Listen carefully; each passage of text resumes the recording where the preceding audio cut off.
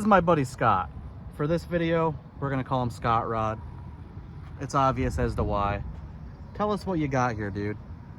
Well, it's a 51 Dodge Wayfarer, two-door coupe, and excuse me, I guess it would be considered a sedan. It was an ugly duckling my wife found dirt cheap years ago, and guys just basically they got as far as they did the subframe front on it, and it's got a G-body subframe. Does it do the shuffle, dude? Oh, it sure does. It gets squirrely as hell. The 4-link in the rear helps with that. Well, that's just it. I just started cutting on it. I had no plan for it. It was a back burner project, and just started one thing after another. Learned to chop, learned to do the suicide, first channel, first everything on here. First air ride, first 4-link, first flame, or excuse me, the heavy metal flake. Look at the attention to detail and his pattern work on this. Everybody just freaking loves it. I mean, for God's sakes, if you come over here, it's plate matches. Even hand-painted the rat finks. Oh, hand-painted rat finks too. Look at that. Then we walk over here. His steering wheel even goes with the whole rest of it, with the dash, of course. But the steering wheel really grabbed my attention. You just don't see that nowadays. What you pointing at, man? Steering wheel inside the gauge cups. Yeah, even in the cups, man. I didn't even notice that too. Right up in here, it's all perfect. About to show us underneath the hood.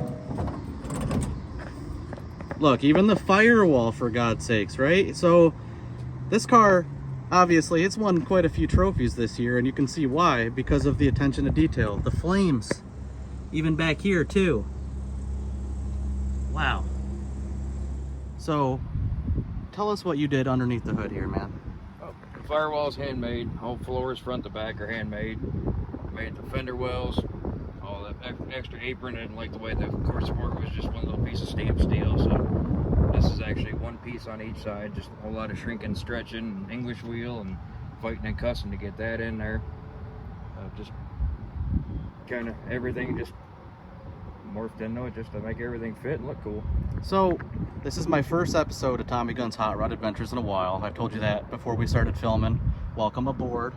I ask everybody on these episodes here, what got you into this? Like what drove all this to become what it is? Like, where did Scott Ferguson start doing, hey, I'm gonna be a hot rod guy? Been into it since I was a kid, and started out with Hot Wheels and Matchbox cars, models, customizing ever living crap out of those, and then I got into RC cars, dirt bikes, dune buggies, go-karts, and finally big enough to get cars. And did we just become best friends? Right? Yay! That's so cool, man. I'm very happy to be able to do a video with this car. I've been wanting to do it for quite a while. As soon as I met this dude, I'm like, that would be really cool on film. Everybody else has already filmed it, but not like this. We got to the roots of it.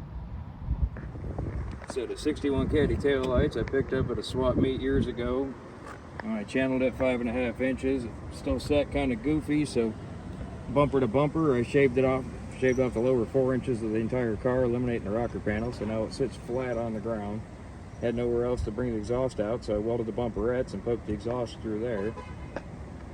Frenched the license plate and all that, and it's actually all a little popper solenoid from one of the cars I worked on at work in collision. So I had a 12 Escape that needed a new tailgate, so I sectioned the latch mechanism and everything out of that. Trunk's ugly, I still got to finish that. Yeah, that means you drive it, actually. Exactly, but now it's nice and power and all that.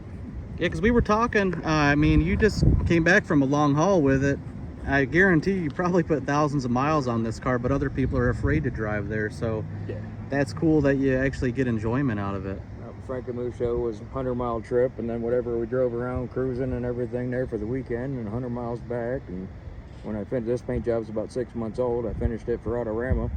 I drove it, pissed everybody off because I drove it into the show, showed it, drove it home from the show, and drove it to work the next day. Thanks a lot, man, for doing this little video with me.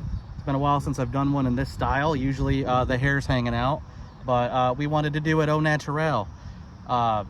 I like that you did this all by yourself. How long did it actually take you? It's so hard to tell. I started the car 10 years ago and a little on and off. They're never done. I got it, basically all the metal work was roughed in. It was a shell, and I got it ready in probably about, what did I start? New Year's Eve to, I think, February, it was March or February, so 2-3 months straight humping, and got it running, got it in primer.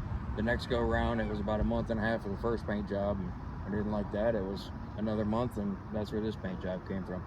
Nice, man. Well, I appreciate it. I'm Tommy Gunn. This is Scott, and we approve this message.